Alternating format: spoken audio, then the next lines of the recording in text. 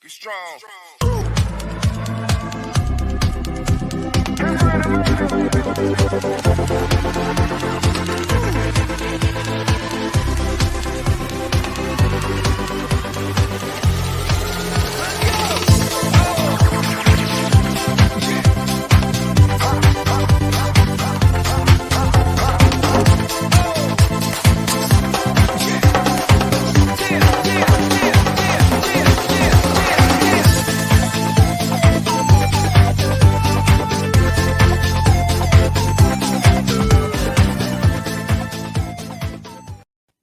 Well, a very happy Thursday morning here on the TNC Sports Talk YouTube channel. Thank you guys for tuning in to the throw-in here with Justin. And boy, we got a very, very busy show for you this morning. It is football. But, the Bills and the Rams get underway. The 2023 NFL season begins tonight at 8:20. We'll dive all into that as well. But hey, those Reds picked up another victory last night. Final score 7-1 over the Cubs, and it feels good once in a while, even though your season's not going as planned. The little glimpse of hope of 54-80, just finishing off the season strong, beating those Cubbies. They get a chance to do it again today at 2:20 Eastern time. On a getaway day before they head over to Milwaukee. And guess what? We talked yesterday about spoilers, right? You want to ruin a team's playoff opportunity. And we're looking at the pennant race and everything that's going on. The Cardinals, those Cardinals had a 5-run comeback to win the game last night, 6-5 against Washington. I was reading that this morning. Very impressive win.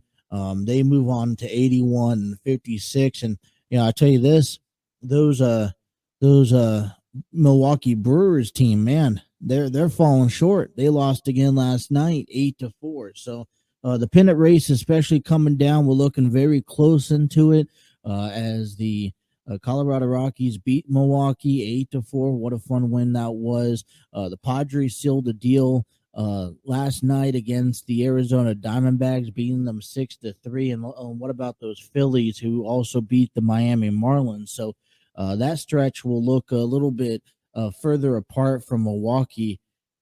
San Francisco also lost to the Dodgers last night as well. So the pennant race is starting to shape up here when it comes down to the last couple weeks of baseball today. But a lot of fun things happening, a lot of big weekend as we start winking our way towards the weekend and everything that is accumulated. We'll talk a little bit about AEW Dynamite last night.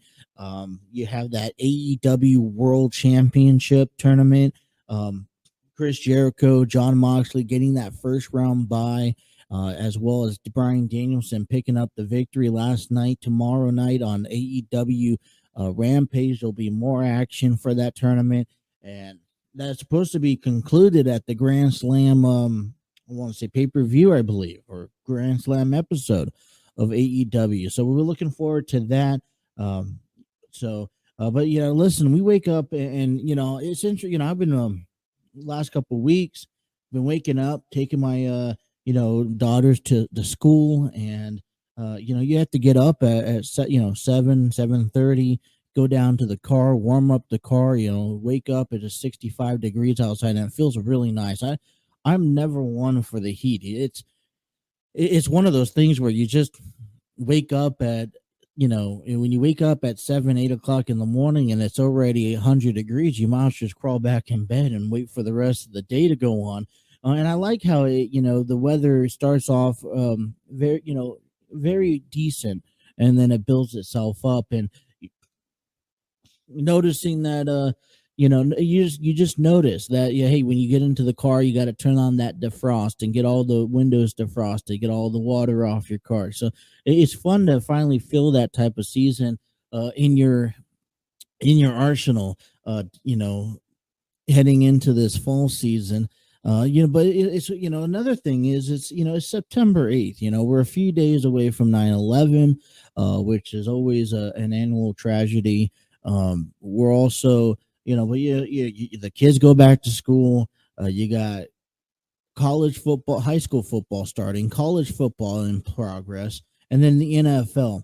And then that's September. And for me, that is a September. You think about Halloween in October, Thanksgiving in November, and then Christmas, followed by the New Year's and all the holiday festivities. Well, September is also a holiday in my general aspect because of all the things that are taking place. You got the pennant race for Major League Baseball. You got NBA and NHL about to start back up.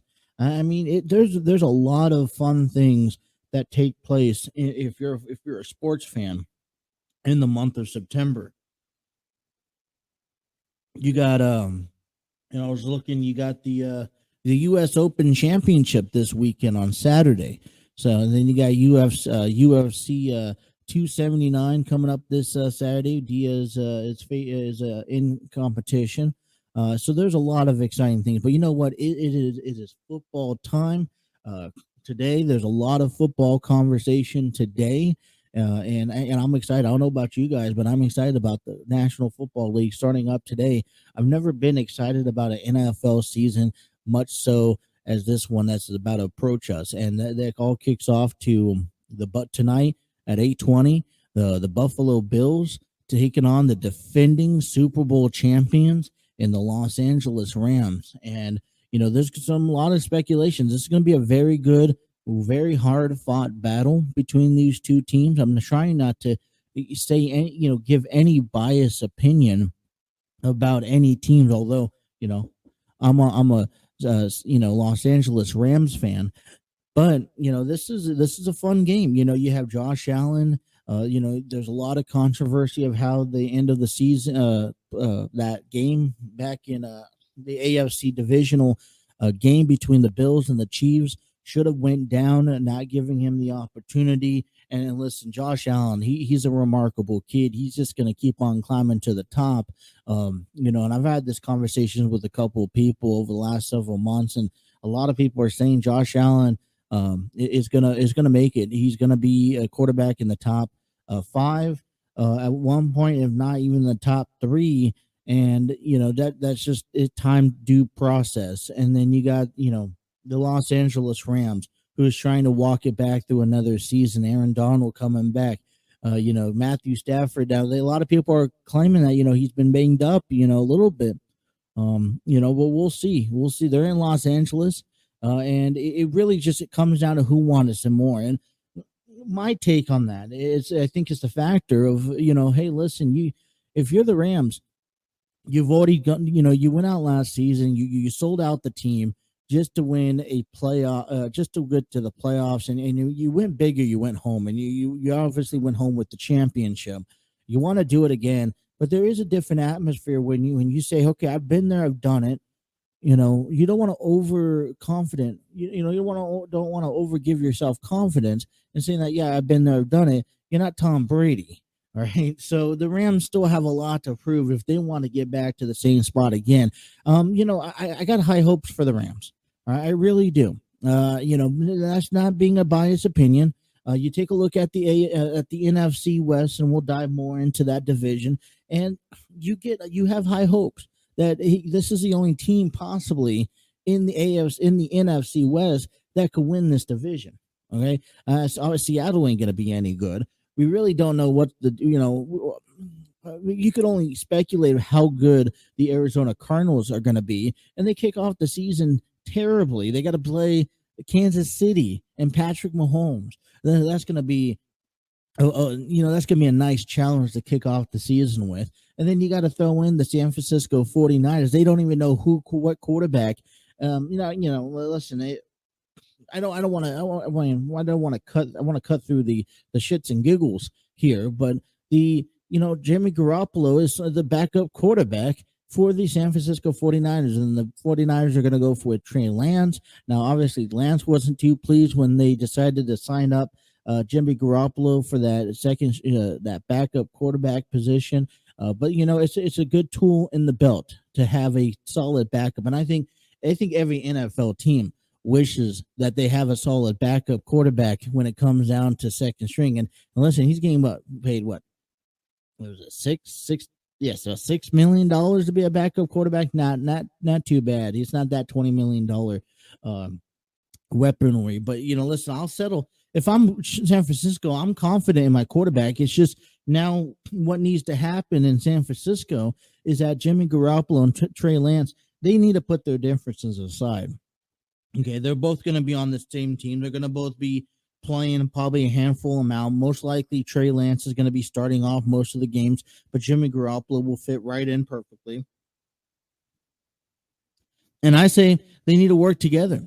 All right, this is a division. Obviously, San Francisco is one of those teams who is expected to get back to the playoffs this year, probably even contending for the divisional series for the division. And if they could work together, then I have absolutely no doubt that San Francisco could give the a run for the money for the Los Angeles Rams. But other than that, the Rams are looking top of the division. If you look at the Buffalo Bills, Josh Allen, like, is it climbing to the top? There's no reason why they shouldn't be winning the division. I think it's a no-brainer when you think of the AFC East and the Buffalo Bills. Man, there's no it's a no-brainer on why the Bills should be walking away with the division 12, 13 games easily. You got the New England, Bill Belichick, and here's the thing: Bill Belichick is going to always want to know, always going to want to know just how here's my take on Bill Belichick, and I'll dive more into this a little later on in our program. Like I said, we're talking a lot about NFL football today, and Bill Belichick and the New England Patriots. Ever since separating with Tom Brady, they want to get back to a Super Bowl. Bill Belichick wants to show the NFL that they want to that they could win without Tom Brady, and they have not done so yet. So there's always going to be that hunger for the Patriots. Miami Dolphins always seem to surprise us by all stretch, and it's an interesting take to see the Miami Dolphins. You just don't know what type of season that they're going to have. You really don't. You really don't. And then the New York Jets, one of the teams in New York that they claim is going to have a breakout season, win more games than what they went through the last few years, because I remember last season was not the greatest. All right, well, here's what we have in store for you today. I got my top 10 quarterbacks here. Okay, well, we still got to talk about baseball. We still got to talk about AEW. My concern with AEW, all right, I don't know how they're going to use MJF. It feels like he went out there last night and he's kind of forgotten. Jon Moxley kind of told him off, and MJF left the building. I mean, MJF came out last night. He did what he did best, and I applaud MJF. Okay, I think he's a great heel character. I love his personality. There's not many athletes out there, or not many professional wrestlers out there that you could really get behind as someone that you hate, absolutely just hate, because the things that he says and the things that he does. And I think what captured me last night in this promo cut that MJF had with Jon Moxley is that he threw WWE out there. I mean, how many times? And it gets me every single time that you throw another promotion out there, especially your competitors. And in the sense of, trying to say that, his heroes are Cody Rhodes and Triple H does it better, and WWE is a better product. I mean, if you're Tony Khan, you gotta fight for it. You gotta, hey, let's use this material because this is going to give us more viewership. And I'm sure a lot of people tuned in to MJF last night. But listen, I got my top 10 quarterbacks here. All right, so we're gonna talk about baseball. We're gonna talk about wrestling. I got my quarterback rankings, and I put my quarterback rankings, and I want to share with you my top 10 quarterbacks. I want to share with you the predictions that I have, the division, at least the winners of each division, and then the possible playoff contenders, because I think some of my stuff, some of my list here is going to surprise you for the most part, because I'm still up in the indecisive of who's going to win the AFC North this year. Because if Lamar Jackson goes on and signs a contract and they can get all the personal stuff out of the way before the season starts, then the Baltimore Ravens have an opportunity, have a better, just as equal opportunity as the Cincinnati Bengals to win that division. But if they're gonna go into the season worrying about this contract negotiation, this may concern Raven fans. All right. Also, I think the South is going to surprise you in both leagues, conferences, of who's going to win. But there's a lot of teams that also thinks I could just kind of rattle off the top of my head without looking at my sheet last night. Also, hey, listen, week 1 is here. Buffalo Bills and Los Angeles Rams. I know we'll talk a lot about that. And definitely the game that I want to listen to this week. I'm going to go over and give you week 1 predictions. All right. Who do I think is going to win each and every game? And I know that's a notorious, but we have a 2-hour time frame, so we have a lot to cover. We have a lot to go over, and we'll just do it step by step. And I'll give you the key games on the games if you want to vote on DraftKings, FanDuel, any betting games. I have a few games in mind that I think you should really bet on here, and I will share that with you later on this program. All right, we're just getting underway here on a Thursday morning, the back end of this week here. Thank you guys for tuning in. We're going to take a timeout. When we come back, let's kind of recap the Reds and what the Reds have done. You guys are listening to the Throw-In with Justin right here on the TNC Sports Talk YouTube channel.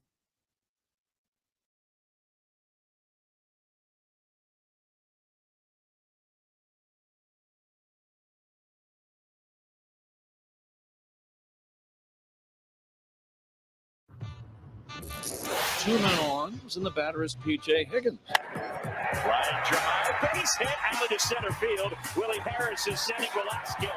Throw is cut, and it's an RBI single. P.J. Higgins comes through, and the Cubs have the early lead. As he faces Aristides Aquino, does Javier Assad. He's done that a lot, lifetime. He launches again against the Cubs. A mammoth shot to left field, and the Punisher ties the game at 1. I think I saw the ball come off the bat. I'm not sure if I ever saw it come down. With one man out, the batter is Jake Fraley. There's the 1-1. Fraley swings. He hit the long fly ball, deep left center field. This one has a chance. It is gone. Jake Fraley drives it out of here to left center field. An opposite field home run for the Reds left fielder. So Fraley gives the Reds a 2-1 lead with. So man at first, and now it's Kyle Farmer. Farmer 0 for 2. The pitch. Farmer rips it into left field. That's down for a base hit. India to second base, held there. And now David Ross is out. He'll take the baseball from Javier Assad, who did a nice job here tonight. Eric Ullman, a right-hander, and the batter now is Jake Fraley. Way inside. It almost hit him. That's all the way to the backstop on ball 4. The Reds have loaded the bases with 1 out, and Spencer Steer coming to the plate.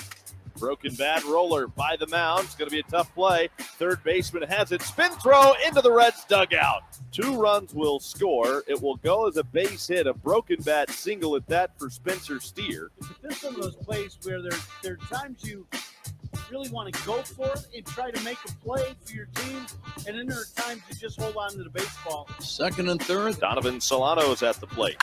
Opposite way, base hit. Fraley breaks, he scores. Stop sign at third for Steer. Base hit and ribby for Donovan Solano. A 5-1 Reds lead. Aristides Aquino standing in. The pitch. He breaks his bat as he loops one into short right center field, and that's down for a hit. Here comes Spencer Steer home to score, and it's an RBI single for Aristides Aquino. It's his second hit tonight. Aristides Aquino to lead off the 9th inning. Aquino, first pitch. On the track and left, Hack looks up, and Bush home run. The Punisher's tyranny of the Cubs continues. His second homer of the night. Aristides Aquino stretches the lead. It's now 7-1.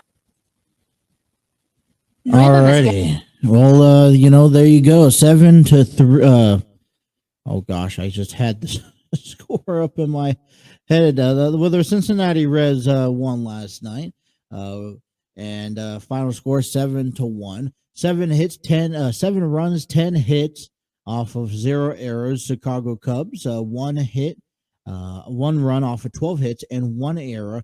Aquino, monster game, 3 for 4, 2 home runs, 3 RBIs on the game. And it was just simple, fundamental baseball. And you like, and that's something that you enjoy watching on a regular basis when it comes to just a team that's not going so well. I mean, this is, I mean, it's devastating. Being a Reds fan, so much history, and just listen, I think it's really frustrating to see how the team goes from making it to the playoffs back in 2020 to almost making the playoffs last year to really taking a plummet into the standings and really unloading their team. But when you look at guys like Kyle Farmer, Jonathan India, Jake Fraley, Donovan Solano, it's to be able to at least come out here and give you the best shot at winning some ball games, and at least, like I said, mentioned yesterday, having some pride in the outcome of the season. And what is the outcome and what is the pride that I'm talking about is, one, obviously, if you could get to 500, and listen, the Reds are not getting to 500. They are 54-80 with a 403 winning percentage. That is a must win all out scenario, and obviously that's not going to happen. And when but so what's the next pride? Well, we're in fourth. The Reds are in fourth place right now. We'd like to see them jump up to third. They're only 3 games behind. We're about 2 games behind the Chicago Cubs. I would like to see them gain that third place position, finish off the season strong, and they'll have an opportunity over the next few weeks to ruin a team like maybe Milwaukee, who is 71-65. They lost 2 straight, losing last night to the Colorado Rockies, and then also the St. Louis Cardinals, who also won in a 5-run 9th inning to win the ball game 6-5 over the Nationals. They moved to 81-56. So you see the Central really stretching apart. Milwaukee moves to 9.5, and Cincinnati, they're 2 games away from being eliminated from the division. I think you could clean that off of your hands, say good luck next season. But then we start looking into the rest of the league, right? I told you this wasn't, not just looking into the Reds. Yesterday I told you that the Mets had a double header. Well, hey, both games, the doubleheader, Mets won, beat the Pirates. First game was 5-1. Mets beat the Pirates, shut out the Pirates yesterday, 10-0. I've already talked to you about what was going around in the division with the Padres winning 6-3 yesterday, kind of helping out, ruining the Milwaukee's opportunity, and then the Phillies winning 4-3. It also helps out in this case, Milwaukee loses to the Colorado Rockies. Helps the Reds out trying to ruin a playoff opportunity. Those Braves won last night against the Oakland Athletics 7-3, and looking around right now in the division standings as we speak, we look at the Mets currently hold that half a game position in the East over the Braves. Philadelphia 75-61. We take a look at the wild card and possible as of today, Astros, Yankees, and Cleveland. Nothing changes there. And then also nothing changes between Tampa Bay, Seattle, and Toronto. As a matter of fact, Tampa Bay swap places with Seattle. That's going to be a back and forth. I would like to see Tampa Bay fight. I would like to see Minnesota and possibly Chicago fight, as they're about 5-6 games back from the 3 wild card teams. But that's going to be a long stretch. And then you take a look at over down in the National League, the Dodgers, obviously, they still hold on bright, 2-game winning streak going on. Mets won 2 in a row. They moved to 87-51. St. Louis hold that comfortable lead in the Central. And then the 3 teams is that the Braves had the wild card spot again. They're 10.5 games above. The Phillies and the Padres are holding on strong, and Milwaukee moves back to 4 games. San Francisco Giants move back to 9.5 games. So I think as of September 8th, okay, of 2022, when we look at 3 weeks left of baseball, maybe 3.5 weeks left of baseball, you really have a clear picture. If everything holds on the way they should be, you really have a clear picture of what the postseason looks like overall. Take a look at today's games, and if you're looking into baseball today, wanting to listen to something before those Bills and those Rams, and I'll have to find a way to watch that game. We have St. Louis having a 1-15 start over the Washington Nationals, wrapping up that rubber game series. The Cubs and the Reds will finish off today. I'll get back to that. The San Francisco Giants have a doubleheader against Milwaukee before Cincinnati comes into town. First game's at 4:10 Eastern, and then the second game will be later on tonight. Miami and Philadelphia will finish off of a series in Philadelphia tonight, 6:45 Eastern time. The Twins and Yankees wrap up a series, and the White Sox and Athletics begin a series at 9:40. All right, take a look at the Reds and the Cubs tonight or today, starting at 2:20 at a Wrigley Field in Chicago, Illinois. The Cincinnati Reds come into the game 54-80 as the Chicago Cubs come into that game today 57-79. It's going to be presented live on YouTube. You can watch for free on YouTube. You could also listen to WLW 700 or the Chicago's radio station 670, The Score. But you got Luis Cessa for the Cincinnati Reds, who are 3-2, 5.18 ERA with 36 strikeouts. You also got Adrian Sampson, who is 1-5, 3.95 ERA, and with 54 strikeouts. And so that will be your matchup today for the Chicago Cubs and the Cincinnati Reds. Like I said, 2:20 is the first pitch. All right. Now, that's kind of the wrap-up right now in baseball, everything that's going on, all the notables. Aaron Judge making a hard run to 60, might be harder than anyone else. Listen, one thing that I will tell you about Major League Baseball, okay, you got the Cardinals last night, all right, they put up 5 runs in the 9th inning to walk it off, right? Aaron Judge, he's on the pace to hitting 65 home runs. The problem is that no one's going to notice, and not than that, no one's really going to care. All right, no one's going to pay attention until October 1st or October 7th in this case, when the game is done, right? When the season's done, on just how much Aaron Judge hits a home run. Aaron Judge could play tomorrow and hit 7 bombs at 7 plate appearances, and no one is going to really pay attention. And that's just a simple fact because of baseball is playing 162 games. All right. A lot of fans pick and select and choose baseball games to watch and pay attention to. If you're not going to the game or if you're not a diehard game, here's the way I see it. Not many fans are going to sit there and tune into a Reds game, especially as the Reds win, at the record that they're at. No one's going to sit there and listen intentionally to the Reds play baseball at the record that they're at. Okay. But if Joey Votto came back tomorrow, all right, against Milwaukee and hit 5 consecutive home runs, who's going to pay attention? It's those people who are diehard baseball fans. Okay. People who are into wanting to finish, maybe sports writers, right? But no one's really going to care. You're going to miss these historical moments. And the point I'm trying to make is that Aaron Judge is having a historical year. He's having a historical moment. All right. He's on the verge of hitting 60 home runs, 60 plus home runs with the few weeks that he has left of the season, something that no one's done in decades. All right. And yet again, he is no one's paying attention because no one simply cares. All right, the New York Yankees is currently comfortable in first place.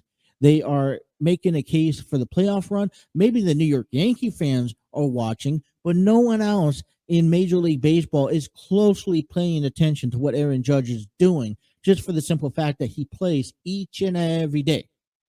It's not like the NFL where they play once a week and they have a couple of different time slots where you could tune into the game. So it's unfortunate, but we hope that Aaron Judge, we wish him the best of luck for the next couple of weeks. And I'm excited to, when that happens, to come on here and talk and say, hey, Aaron Judge has done something that hardly any men could do. And, and that's the other thing. Like for me, I'm not listening to every single Yankees game because what you end up doing is having to sit around and wait for Aaron Judge to come to bat. And then you figure, and then if he doesn't hit it, well, it's a waste of time watching the game. All right, let's take a break. Let's come back. I want to talk a little bit about AEW last night. And before we get into football, because football is a big subject today, the Buffalo Bills and the Los Angeles Rams make way to play tonight at 8:20. So all that is still to come here. You guys are listening to the Throw-In with Justin right here on the TNC Sports Talk YouTube channel.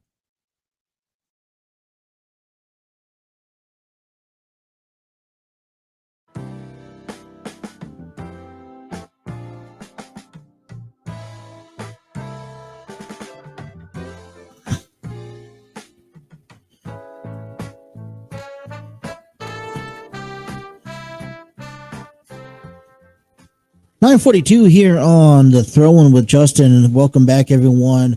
Hey, listen, our show today is given to you and produced to you thanks to StreamYard Studios, the prom home of the TNC Sports Talk YouTube channel.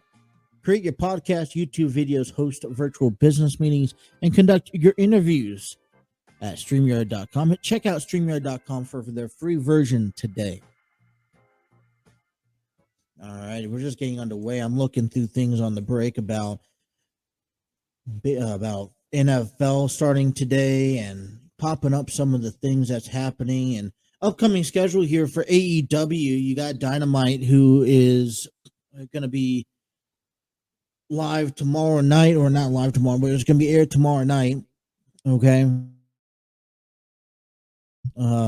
And then we're leading up to Wednesday, September 21st, which is just in 2 weeks, for AEW's Dynamite Grand Slam in Queens, New York, where apparently they're going to have is Arthur Ashe Stadium. The host both them for one. And they're going to have this Grand Slam tournament finale. And it was something I was learning about this last night. The Grand Slam Tournament of Champions to crown a new world champion. You got... Okay, so you got Chris Jericho and Jon Moxley, who are seated as the first round bye. I'm just explaining to you as what I see. Jon Moxley is determined to get back an AEW championship. And I this is maybe according to the rankings. I haven't really officially looked at the rankings. This was as of the last one I see on the AEW website is as of August 31st of this year. Punk, Heyman, Powerhouse Hobbs, Jay Lethal, Darby Allin. Look at the current roster. And, so from my understanding is that we don't have the trio. Well, we do have. Do we have the trio? Please let me know down below if there is that trio championship. I haven't seen it. I thought I saw it last night. Only thing I see here on the website is Thunder Rosa, Tony Storm, the tag team champions, Wardlow, Jade Cargill, and Pac. If you could tell me if the trio championship was crowned last night, that would be helpful. I don't have the results for last night in front of me. But what I do know is that the AEW World Championship is going to be crowned in 2 weeks. Hangman Adam Page and Bryan Danielson is faced off last night. Danielson picked up the victory. He goes on to face Chris Jericho.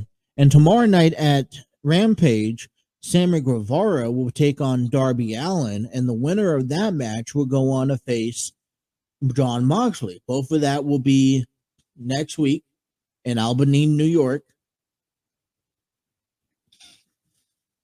And, I see Bryan Danielson compete.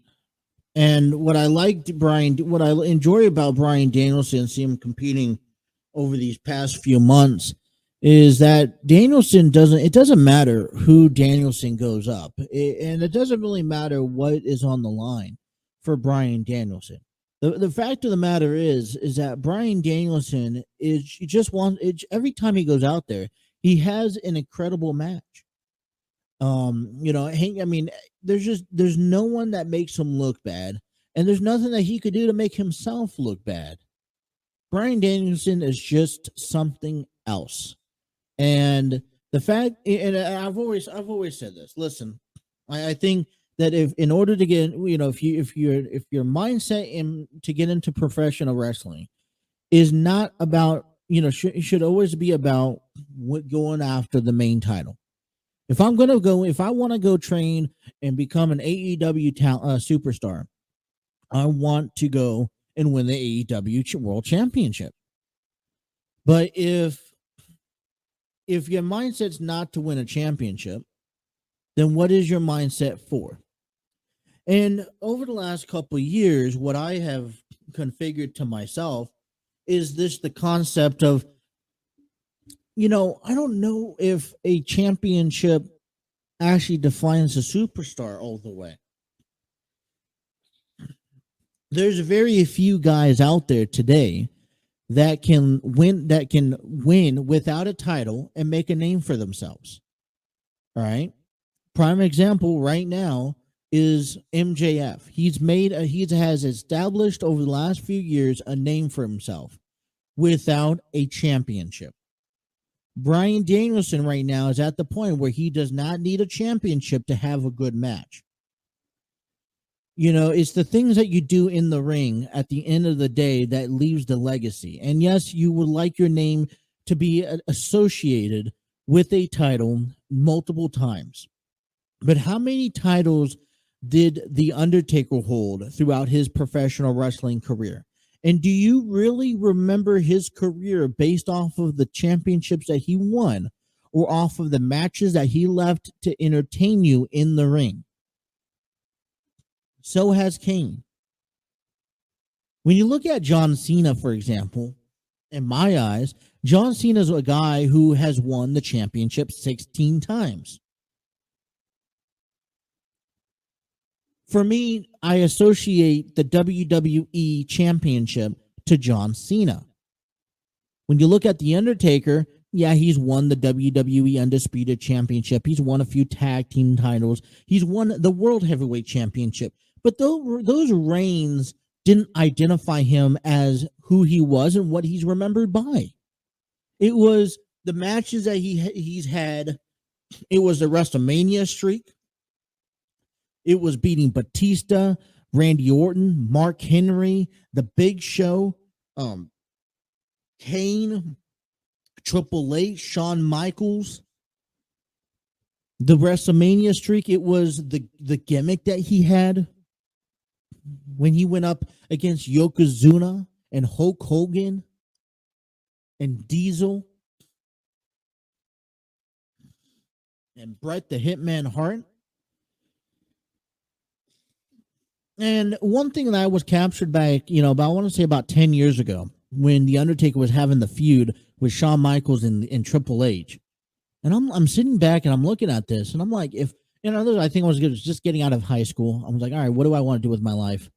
Do I really want to become, you always grow up dreaming, hey, I want to become a baseball player. I want to become a football player. I want to become a professional wrestler. And I look at my career and it's like, oh, if I was going to become a professional wrestler, what type of wrestler do I want to be? I was like, I want to be like The Undertaker. I want to be able to leave a mark on a career or on fans that has nothing to do with championships. How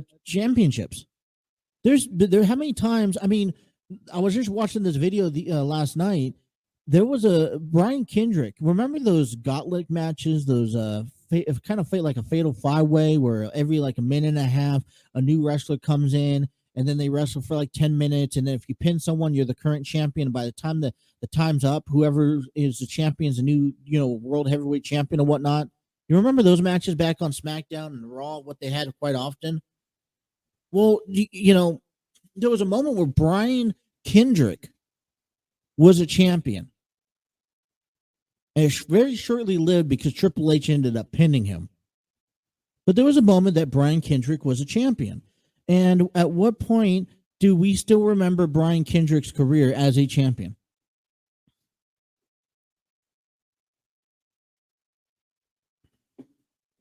Prime example, Luke Harper. He's a champ. He's been a few time champion. He's won championships in his career, but it wasn't for me. His legacy didn't live on as a champion.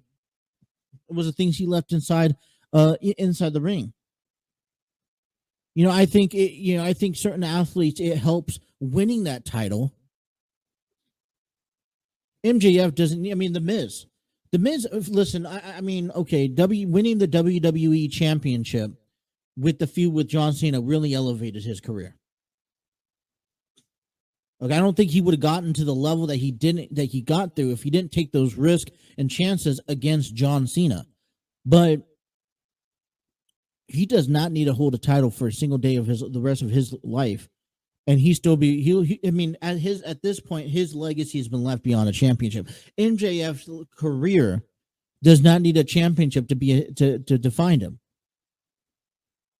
Please. I'm probably going to have a lot of people out there that's going to tell me I'm wrong, and tell me it's all about this championship persona. If you're not in if you're not in professional wrestling to win a title, what do you win for?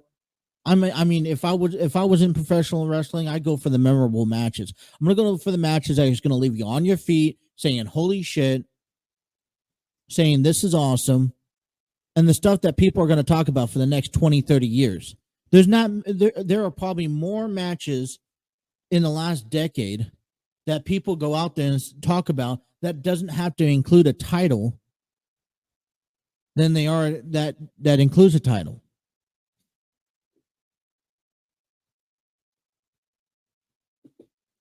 Bryan Danielson's at that point where he does not need a title to make his name. Although anybody you go up against Bryan Danielson is a great athlete. He had a great match last night with Hangman Page. He's going to have another amazing match next week with Chris Jericho. I will love to see Jon Moxley and Bryan Danielson go at it. Wouldn't that be nice? They've done it before. Sammy Guevara and Darby Allin. I'm going to make a bold prediction. I know on a Thursday, but I want Darby Allin to win because I would love to see just the intensity that Darby Allin goes at, especially facing a guy like Jon Moxley. Well,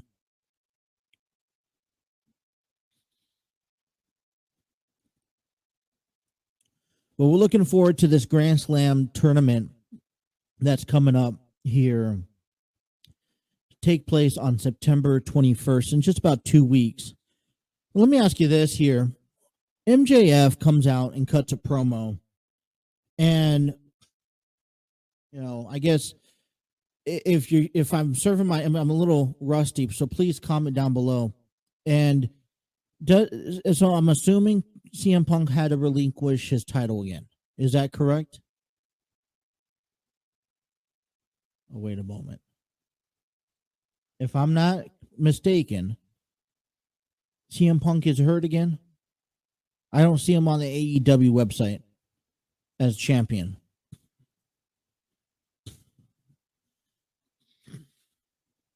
I think that's the case, and that's what they're doing for this Grand Slam championship, right? for AEW.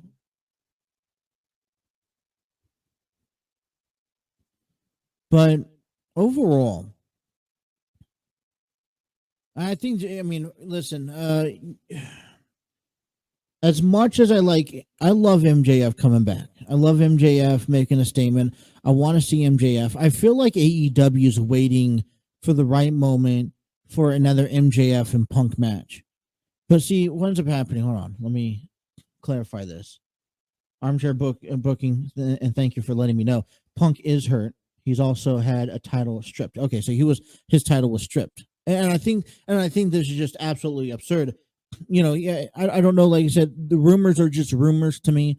There's a lot of I know that there's a lot of heat in the backstage area, apparently, with Punk and these talent, you know, these athletes and the crew.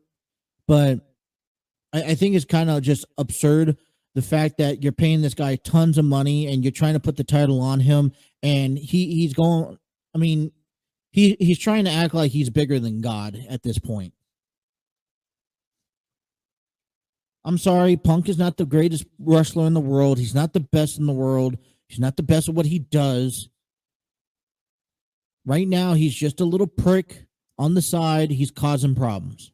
And while AEW is trying to grow and gain and all this stuff, Punk is just in the way.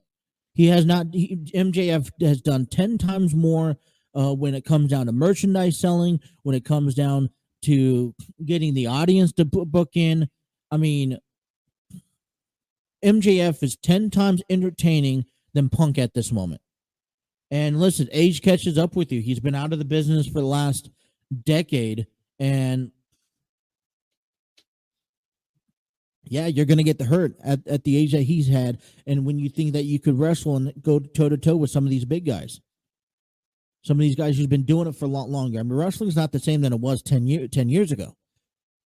So obviously they're crowning a new championship. I'm not a fan of CM Punk. I don't disrespect him. I like him as a human. I think he's a good person. I just don't appreciate him as a professional wrestler. I think when he was retired, he should have stayed retired. He should have stayed out of the business. Well, I won't say retired, but he should have stayed out of the business. I think he should have just stayed away from it all. Because the same issue that he was having, and listen, MJF hit the point, hit the nail in the coffin clearly last night, telling CM Punk just how it is. We knew who wore the pants in the WWE, and that was not CM Punk. We knew what was better for business, and listen, WWE has thrived without CM Punk, and is only going to get better. And look, if you want to look at it, look where CM Punk is compared to where Triple H is now. Triple H is running a multi-million-dollar organization or franchise company, right? Business. CM Punk doesn't have a title, is injured right now, is injured twice this year. I mean, don't get me wrong, I would have loved to see great feuds between CM Punk. Like I said, I'm a big person about seeing storylines come back in a complete circle. I would have loved to see MJF come back and beat CM Punk for that AEW Championship. Would have loved to see it. We're not seeing it, and we're not going to see it anytime soon. And the way that Punk is carrying himself around that locker room, he's been back for not even a year, and he thinks that he's at the top of that locker room, AEW's locker room.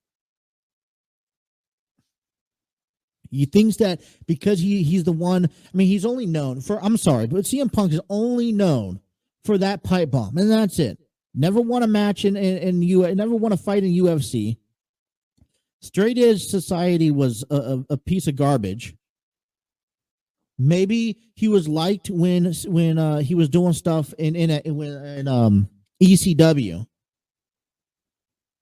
But I mean, he has nothing to show for his career. They gave him opportunity after opportunity. Yeah, he's had some great stuff in OVW and all this other wrestling promotions. But, guess what? 15 years ago, none of that stuff was on television. And until you have television, until you're on television on the East Coast and the West Coast and international, you haven't done crap. For the longest, I grew up never watching OVW. Apparently, it was on TV out here. From what I was told, I never got a chance to watch OVW. I barely got a chance to watch TNA. You know why TNA it's always been a low market wrestling promotion because they barely have, was barely able to get on TV everyone could watch. All right, we got to take a break. Top of the hour here. I want to come back and finish my statement on AEW, and I want to get right back into football. Hour number 2 coming into football here. Thank you guys for tuning in here on The Throw-In with Justin.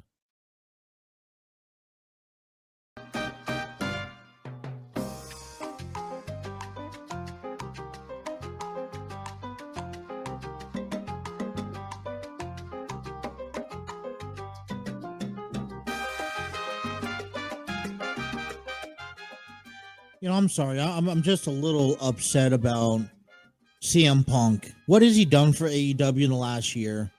Maybe move a little bit of merchandise, but he's one of those guys who has came in to this company who's trying to grow, and he's trying to, I feel like he thinks he's entitled. I've seen him entitled, and I was talking with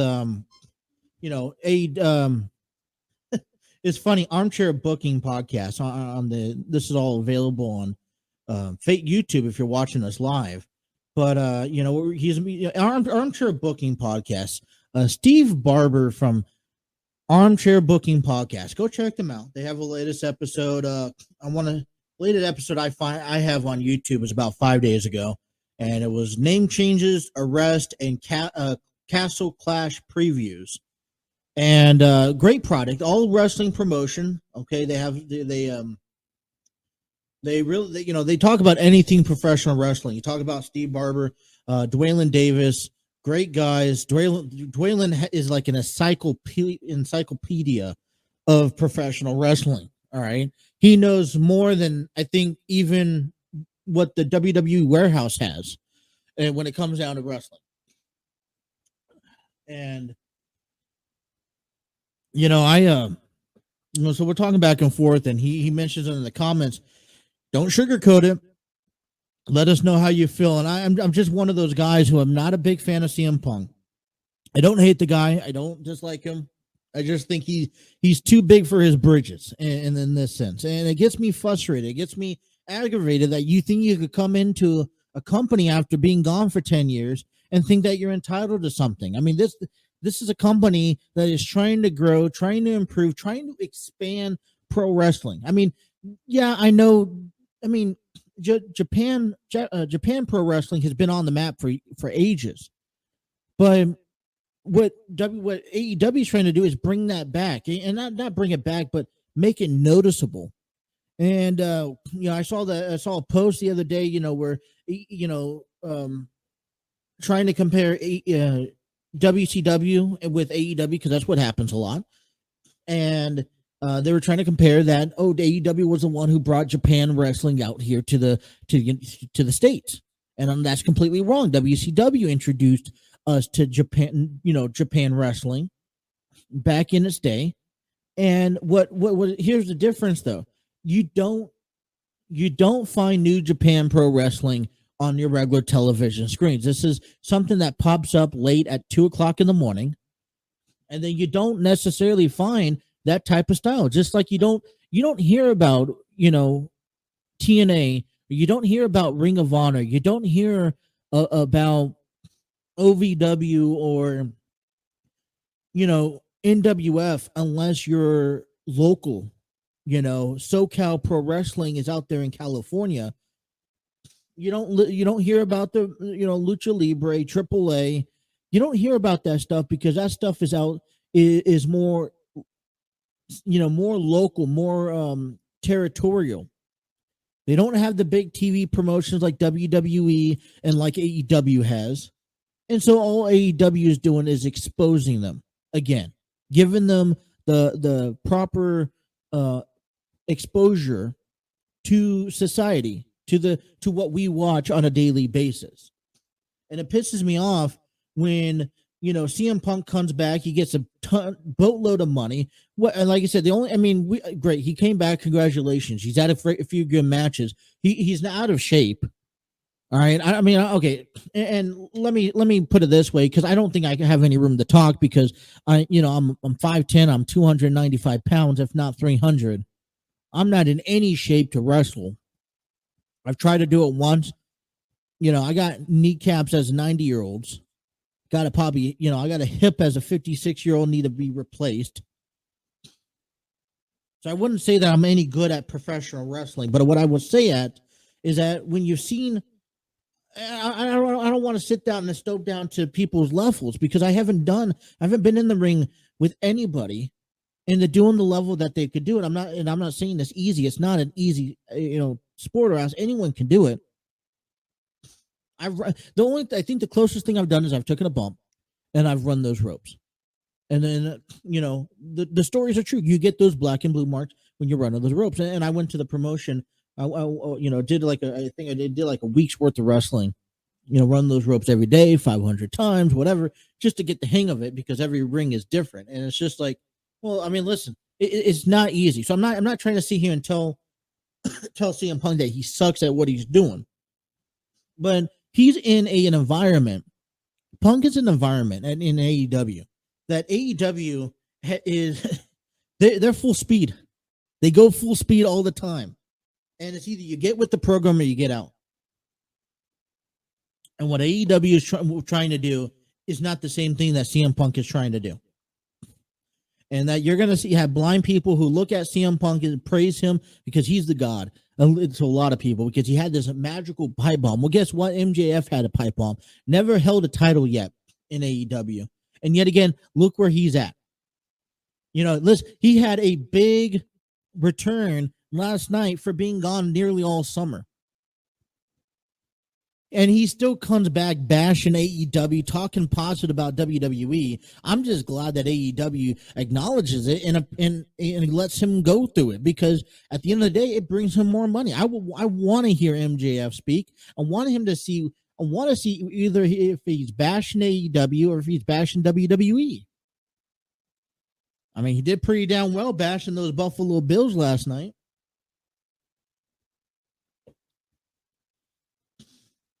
And so I hoped to see MJF. I'm like I said, I told you, but in the last segment, I'm a big person. I'm a big person when it comes down to seeing the whole storyline come to a close, right? And I told you that I want to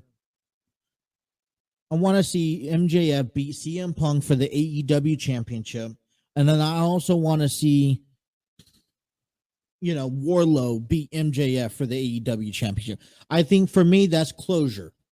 And if you don't get a chance to have that over the next 2 years, because we don't know where MJF's contract's going to go. For the next 2 years, he's going to probably be playing this. I hate AEW. I want WWE. But you know what? Maybe it's a lie from the beginning. Maybe he's saying that just to get the fans invested. And if he's done so, listen, he's fooled me.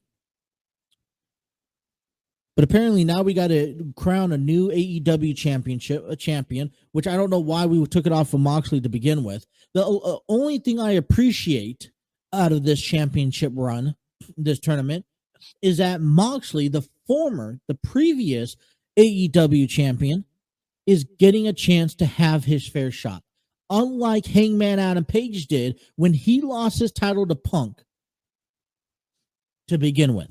When Hangman Page, I'm still frustrated early this year, when Hangman Page lost his title to CM Punk and Punk got hurt and they had to name an interim champion, Hangman Page was nowhere to be found to be included into that tournament. That's what frustrated me the most. That's what set me off. That's what pissed me off. This is why it's complicated to watch AEW, because you're not consistent and you don't give credit. What did Hangman Page do wrong?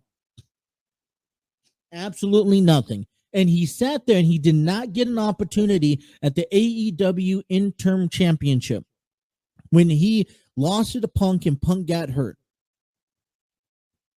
And Tony Khan said, oh, it was a rankings thing. Don't give me that bull crap.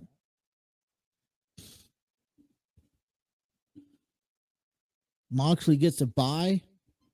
At least they're doing the right thing with Moxley. Chris Jericho, okay, I can see it happen. All these other guys, great.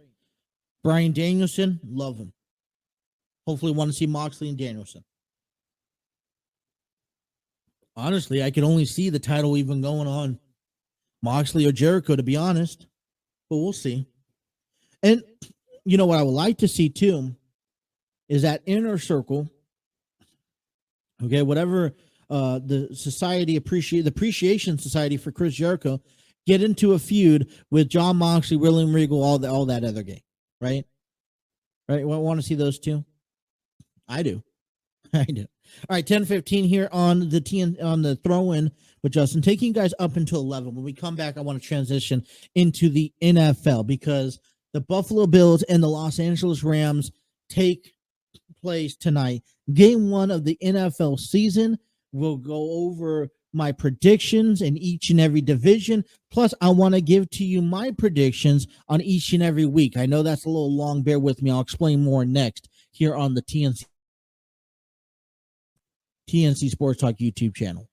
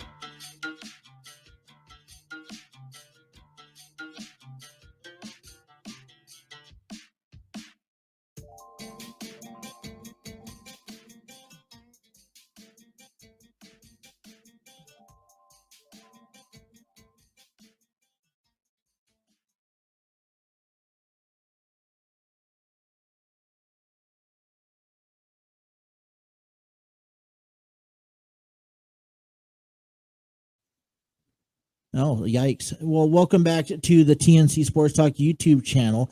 Thank you guys for listening to the throw-in. I had actually my mic mute when I started talking.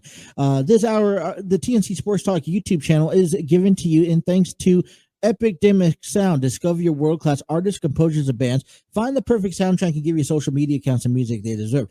Epidemic Sound is a royalty-free music link. For more information, check out Epidemic Sound. It's going to be a little awkward for that.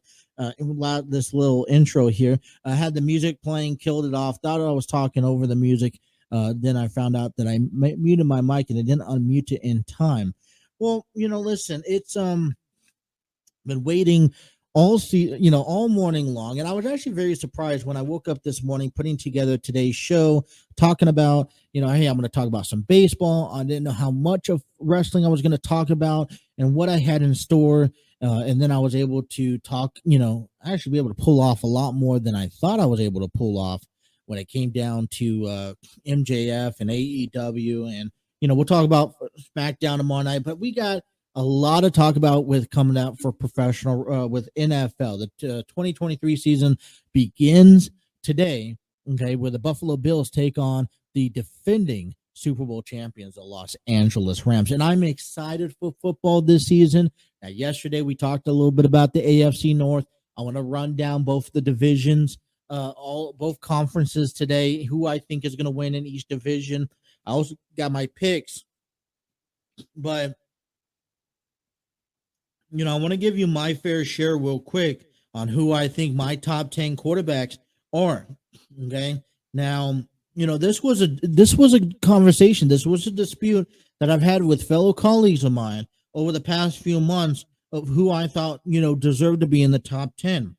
Now, what I did is I took the top 32 quarterbacks and I ranked them 1 to 32 in my opinion.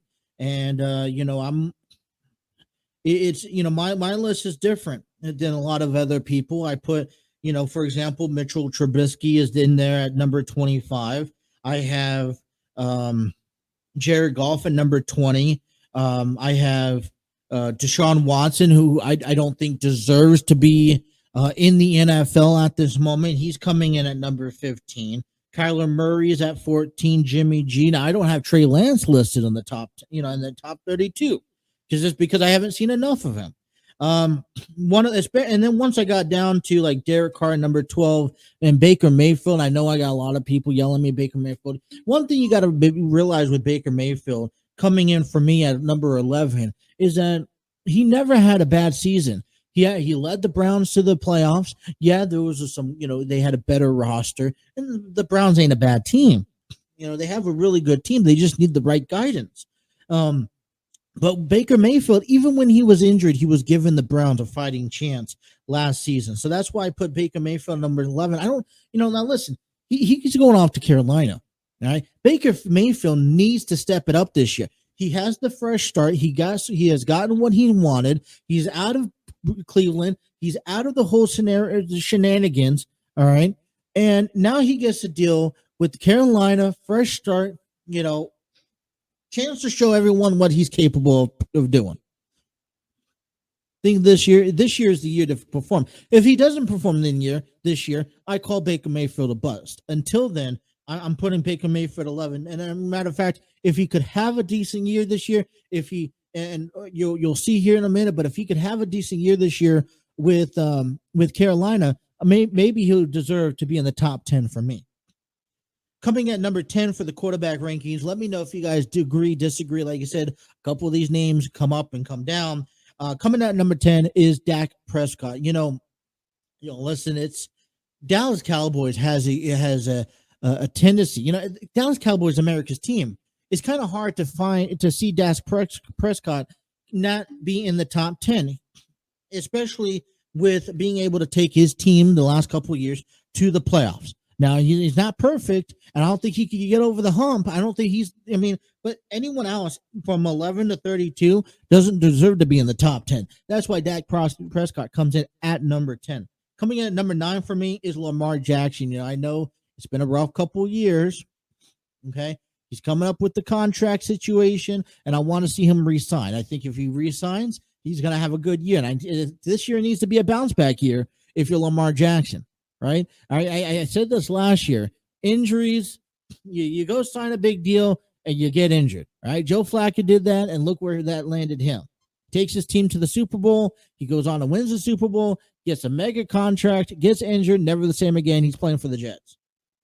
Lamar Jackson, I don't want him to be the same way, but he possibly can if he can't pull it together this year, especially in a division where 2 out of the 3 teams he has to compete with are not looking so great. Lamar Jackson comes in at number 9. Now, coming in at number 8, probably a guy that should be in the top 5 here in the next 6 years. And that's Justin Herbert. Listen, Los Angeles Chargers have, they're arguable. I've heard everybody say that the Chargers have the best record in the NFL, not the best record, the best roster in the NFL today. Justin Herbert is a big guy, big, bulky guy, and he can move. Oh, he can also throw, by the way. All right. Justin Herbert expected to do big things, expected the Chargers to get to the playoffs this year. Justin Herbert coming at number 8. Number 7 is back to the West Coast, and that is a nice new start for Russell Wilson. Listen, Wilson's not he is a good quarterback. All right. All he need, he got hurt last year, and that really what bugged him. But he's been to the playoffs several times, took the team to the Super Bowl. Listen, new start in Denver. I'm not saying that the Mile High Stadium, he's going to be able to do anything spectacular. But Russell Wilson is underestimated, in my opinion. Now, let's see how he goes with his injuries. Coming at number 6 has to be Cincinnati's own Joe Burrow. Now, I know I probably get a lot of people. Why is he in the top 5? Well, I think a lot of respected duos. Listen, my reasoning on Joe Burrow is very simple. I like the kid. I think he's going to be a phenomenal player. All right, but unlike Patrick Mahomes, unlike Josh Allen, you have to see him repeat his actions. Yes, he has recovered and came back from an ACL, MCL, PCL tear in his knee. All right, he came back and took the team to the Super Bowl. He had the worst offensive line, and he got sacked the most times in the playoffs by any other quarterback. But here's the thing. Usually, Quarterbacks that have one successful year is a wake and flake. All right. Does Joe Burrow have that? Does he flake? And I know he has a good team. He has a potential of winning the division again. He has a potential of winning the Super Bowl. And matter of fact, there's a lot of conversations out there throughout the offseason. I heard this time and time again. That is the era of Patrick Mahomes, Josh Allen, and Joe Burrow. But in order to put him up in the top 5, I need him to see it. Need to see it from him again. Coming in at number 5 for me. All right, maybe you guys want to call this a biased opinion, but it's Matthew Stafford. All right, from coming from the worst team in the NFL to the greatest to winning the Super Bowl. All right, there's no doubt about it that Matthew Stafford has what it takes. I mean, there's been a remarkable plays that he's had remarkable seasons he has had out of Detroit. Remember that one driving, scoring, winning touchdown that he made where he tore his arm out of his socket? Matthew Stafford really deserves to be in the top 5. Maybe that's only for this year.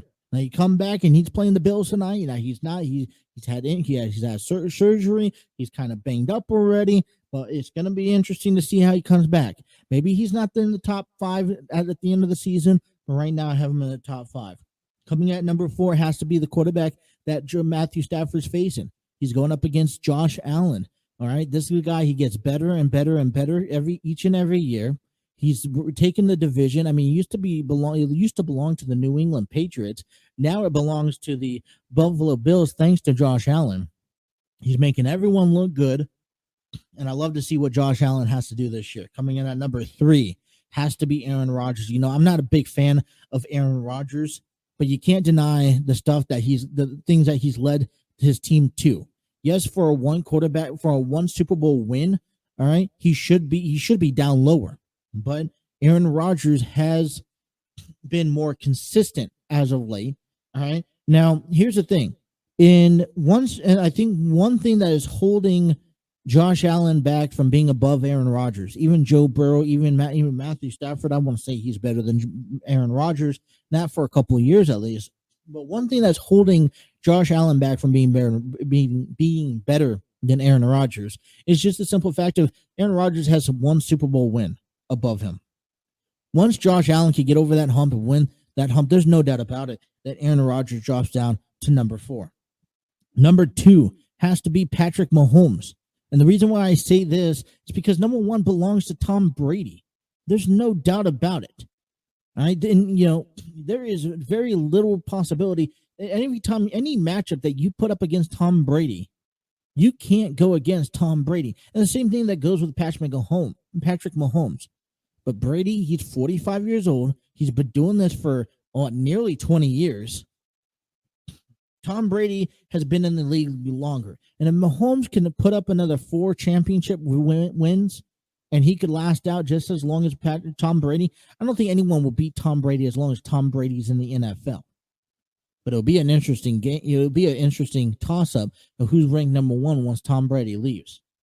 That's my top 10. That's Dak Prescott coming at number 10, Lamar Jackson, Justin Herbert, Russell Wilson, Joe Burrow, Matthew Stafford, Josh Allen, Aaron Rodgers, Patrick Mahomes, and Tom Brady. I wanted to take a break. When we come back, I'll give you my division predictions, plus we're also going to give you the predictions for week number 1. More to come here on the TNC Sports Talk YouTube channel.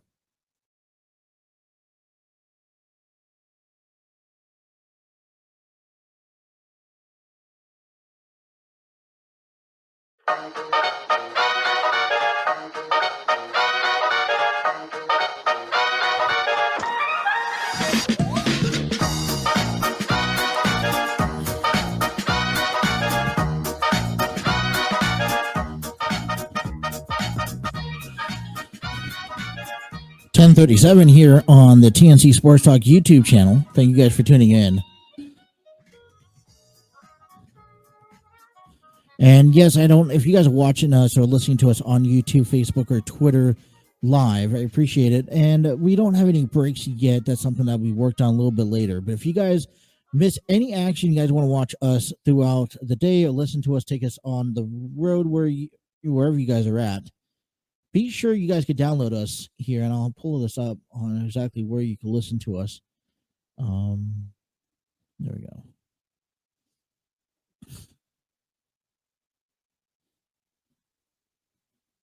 I'm just trying to distribution. There we go.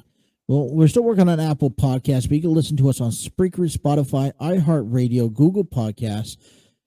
We got Deezer, Podcast Addict, Podchaser, and Josov for the areas that you guys could download us and listen to us on a daily basis. All right, just kind of scrolling through social media here. And, I told you that rumors are just rumors until you see or you've been told otherwise. And let me just share these few things, and I'll go back and read them with you. I want to give give congratulations to Emmanuel Sanders, who has officially retired as a Denver Broncos. A great career that he has had. But I talked to you, go back to some of the things that is happening in AEW. AEW World Trio Championship, something I mentioned earlier, belongs to the Death Triangle. I saw that a little bit. I just didn't want to say it without confirming that first. Also, a perfect gift for if you guys are looking for a perfect gift here on our Facebook page, or on my personal Facebook page, which is linked down in the description below. There is a St. Louis Cardinals farewell tour that Adam Wainwright, Albert Pujols, and Yadier Molina, all three of them are expected to retire at the end of this season. And this is kind of like a farewell tour for them to have. But coming down in AEW here from Sportscadia, two things to report. CM Punk is set to undergo surgery and will need about 6 to 8 months recovery period. You know what? I'm going to tell you my quick thoughts for CM Punk, and that's simple, man. He needs to think about hanging up the boots. Especially after this one that from Tony Khan. Kenny Omega, the Young Bucks, and several others are reportedly suspended, while CM Punk and Ace Steel can face suspension or release. Okay? And then they also include Pat Buck, Christopher Daniels, Michael Nakazawa, and Brandon Cutler, also among those who were reportedly suspended from AEW Dynamite. So, like I said, those were rumors for me. Remained rumors until I was able to see them actually take action. And listen, I like how Tony Khan is taking action, and there should be no reason for backstage brawls and confrontations for a wrestling promotion that's trying to thrive and expand themselves tenfold. And so when especially the fact is, why would you have I don't know what they're going to do for the Young Bucks, for obviously Kenny Omega, but for some of these other guys like CM Punk, you shouldn't be coming in and thinking that you're running the place and you own the place just because you're entitled to, and because you have the, you have the time span. You've been gone for a decade. You need to pay your dues. You need to be respectful. Mind, your P's and Q's, especially around a company that's trying to give you an opportunity, unlike the WWE apparently supposedly had. All right, let's talk about the NFL here. Coming up in week number 1, we have the Buffalo Bills and the Los Angeles Rams. That's coming up tonight, available on NBC at 8:20 p.m. Matthew Stafford will take on Josh Allen. I want to give you just a quick prediction on what I have here coming down for how the standings for me should go. Starting off in the AFC, and I've told you this before, the AFC is going to be the division and the conference to watch. All right, you got the 4 quarterback spotlights coming out of the West. You got the Cincinnati Bengals trying to repeat themselves. You got Matt Ryan over in the Indianapolis Colts win the South, and I wouldn't say the South is going to be any better than there was last year. But then you got the Bills, and when it comes down to the East, you got Bill Belichick is trying to win another Super Bowl, and that's going to always be the case. And I was listening to something the other day, I want to say it was Tuesday, and it made perfect sense for me. One thing that Bill Belichick has, as long as he's coaching and as long as Tom Brady is playing football, they're always going to try to outdo each other. And New England Patriots have, Bill Belichick had the Patriots fly out to Miami to work on and to get acclimated to the heat, to the humidity in Miami, because the Patriots will face the Dolphins in week 1 Well, let me tell you this. I don't know if Bill Belichick will be able to win another Super Bowl, but he's gonna most definitely try because they're always, Tom Brady left New England and he won a Super Bowl. Okay, he proved to everyone that he could do it without the Patriots. He could do it on his own. When it comes down to Bill Belichick, now it's his turn. It's his time to figure out, hey, can I do this without Tom Brady? Or did Bill Belichick really need Tom Brady?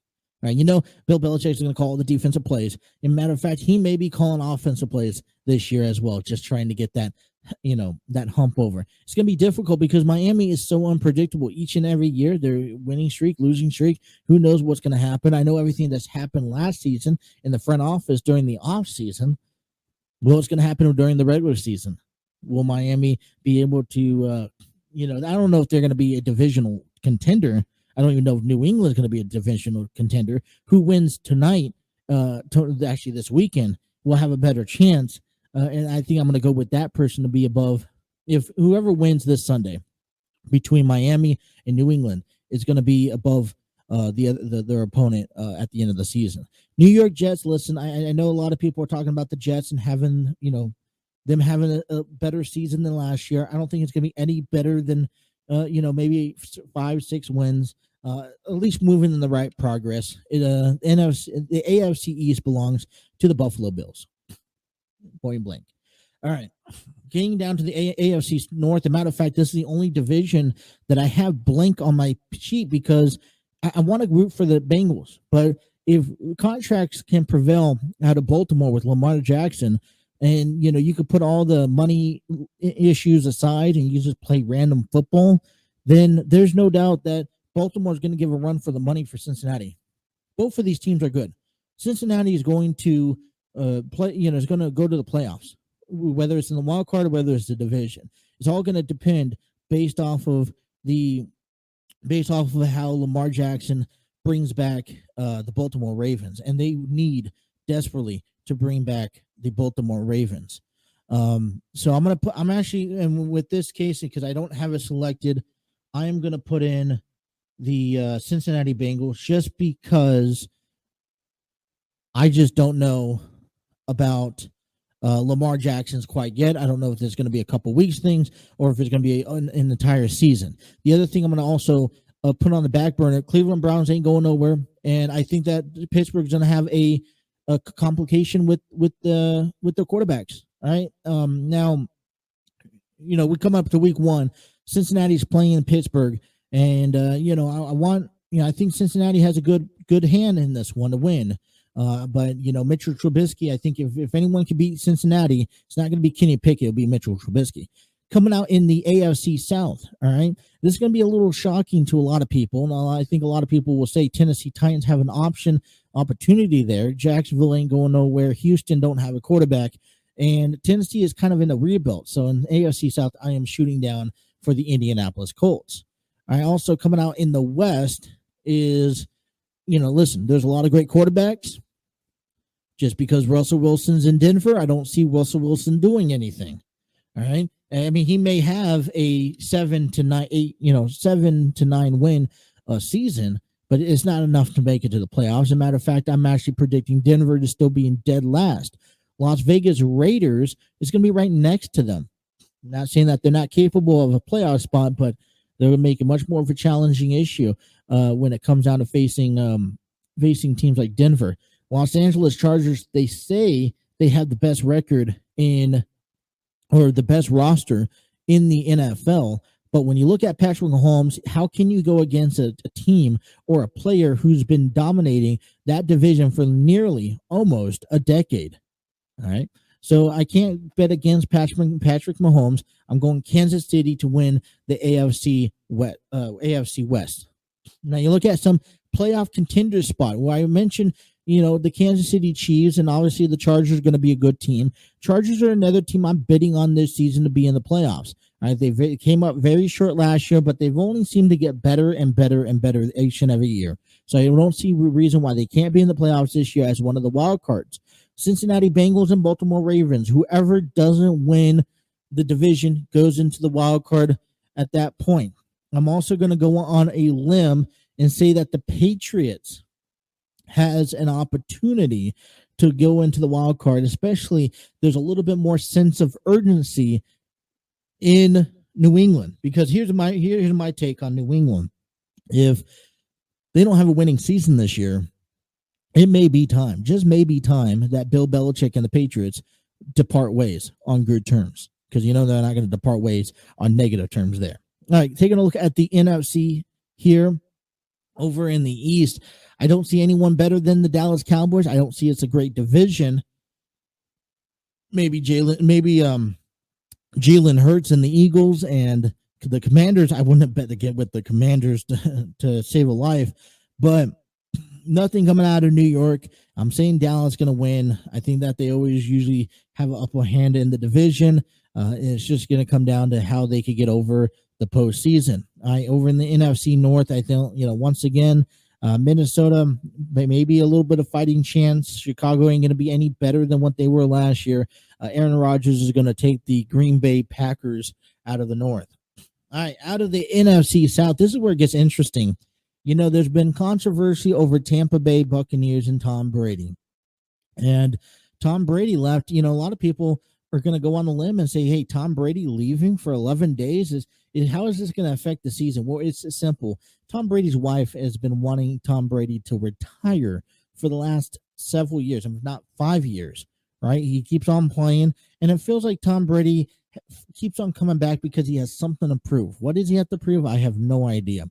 But obviously, when time takes away from family, when this job takes away from family, because you know how dedicated Tom Brady is, it puts a strain on the family from time to time. And so I think maybe this year, if there's distraction, I think that there will be distraction between Tom Brady and the Buccaneers and his family. I think the Tampa Bay Buccaneers may not walk away with the division this year. Now, I'm not going to put money on the Saints, and I think this is going to be, and the Falcons ain't going to be nothing. So this is out on a limb right off the bat. I'm going with Carolina Panthers with Baker Mayfield. Now, I've said this before with Baker Mayfield, fresh start, new start. They have a winning team. They have a good team on their shoulders. And, if there's the proper distractions coming from Tampa Bay, which I believe there's going to be some distractions. I'm not saying that Tampa Bay isn't going to be a wild card. They're going to be a wild card team this year. But I'm going with the Carolina Panthers to kind of steal away with this NFC South. Looking at the West here, there's two teams that really stake out to me, and that's the Rams trying to go back to the Super Bowl once more, and that's the San Francisco 49ers also with two quarterbacks. We'll find another team in the NFL today that has two starting quarterbacks as the starter and a backup quarterback. Trey Lance is going to get that ball. We'll see how long they keep Trey Lance. And Jimmy Garoppolo is going to be that backup as well. All right, I think the 49ers are looking all towards Trey Lance, and I think it's a good utility person to have Jimmy Garoppolo as an option. All right, Kyler Murray, he finally gets this contract he wants. I don't know if that's going to be good enough to carry this team down a playoff route, but it would also be exciting to see these three teams compete. Seattle Seahawks ain't going nowhere either. All right, so I got in the NFC West, I got the Los Angeles Rams once again winning the division. In the wild card opportunities, San Francisco 49ers, Tampa Bay Buccaneers. I also have a possibility of the New Orleans Saints. Either the Saints or the Cardinals could be making that third and final wild card spot. I mean, Minnesota could be in the conversation and possibly the Washington Commanders, but I want to make a buck off of that, putting in this way. All right, giving you my predictions for the week here to wrap up the show coming in tonight. It's kind of always been difficult to look into Sundays and Mondays games on Thursdays, but I like to make sure I have all my predictions in before the first game of the week, which is tonight between the Buffalo Bills and the Los Angeles Rams. What I'm looking forward to is that this is going to be an interesting game. They're in SoFi Stadium. They're in Los Angeles. It's been hot, so you're going to deal with the temperatures. We knew last year what everything was going on with SoFi Stadium. There wasn't a lot of breeze coming in, so it will be hot there this afternoon. Josh Allen looking to make a point, wanting to get off to the top start of the season.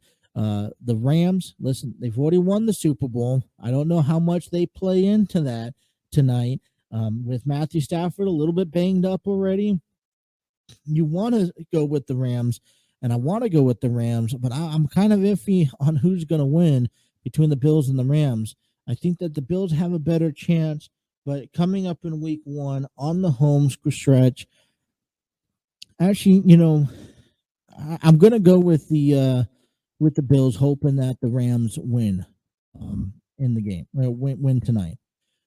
Taking a look at Sunday's matchup, the Saints and the Falcons. I'm going clearly with the Saints to win. The Cleveland and Browns. I want Baker Mayfield to beat the Browns. I think this is an opportunity to show the Panthers what he's capable of. And listen, it would be nice just to get back at the Cleveland Browns.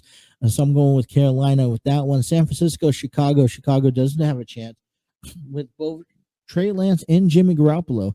I'm saying to destroy Chicago. And talking about betting games, if you're a fan of FanDuel, you're looking at a fan of DraftKings or whatever, you want to make a bet on the game, San Francisco 49ers and the Chicago Cubs are the game I would bet on to get your money's worth out of taking the 49ers. Pittsburgh over in Cincinnati. I am going with Cincinnati on this game. And on Philadelphia and Detroit, I'm choosing Philadelphia. It would be hard. It would be surprising to see Detroit get off to a fast start. Indianapolis over Houston. I don't even know where Houston is at, what their roster. I'm going to have to look more into that. But as of right now, I'm going with Indianapolis with Matt Ryan at the reins. Baltimore over with New York. It's going to be Joe Flacco versus Lamar Jackson. I'm choosing the Baltimore Ravens. Miami over in New England. Now, listen, I can't. New England has done their due diligence. They showed up to Miami a week ahead of time. They have been practicing in the heat, in the humidity. I don't know if it's good enough. Miami's always had the favor in New England and Miami. So we're gonna change. We're gonna look at Miami on this one. Just gonna play it safe. Jacksonville over in Washington. I'm choosing Washington. This is gonna be a year for Trevor Lawrence to be able to pick something out. And second year, breakout year, if you're a quarterback and you're going to make it in the NFL, second year is where you need to shine at. I don't know if Trevor Lawrence has what it takes. Washington announces their commander names. Not a big fan of it, but Washington walks away with the victory that way. Tennessee over the Giants. I'm going Tennessee, even though Tennessee is kind of in a rebuild mode. Kansas City over in Arizona. Arizona is going to have a tough schedule this year. That's why I don't have them in the favorites of anything going on. I'm choosing Kansas City over Arizona on Sunday. The Raiders taking on the Chargers. I know that the Chargers will like some redemption against the Raiders after tossing them out of the playoffs the last game of the season. And so the Chargers are going to get off, start off strong, and they're going to beat those Raiders. Green Bay Packers over in Minnesota for Sunday afternoon. I'm choosing the Packers. Aaron Rodgers is going to teach these young receivers, and he's going to dominate. Tampa Bay against Dallas. I would never want to choose. It's kind of hard because everything that's going on with Tom Brady, going on with his family and all whatnot, you can't vote against Tom Brady and the Buccaneers. So I'm still choosing the Buccaneers over the Cowboys until he proves me a few times that he is not capable of handling the pressure. And we get down to Monday night football, where the Denver Broncos takes on the Seattle Seahawks. And this is a similar scenario like Cleveland and Carolina. So Russell Wilson gets traded over to Denver in the middle of the offseason.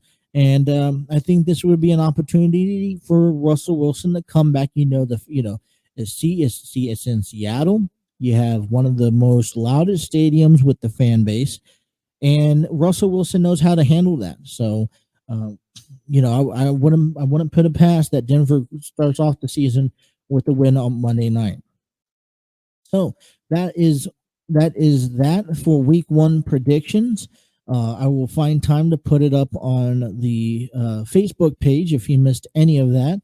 And stay tuned, and we'll write down to see how many I get correct. If you guys think differently, please let me know. We'll like to hear from you through it all, and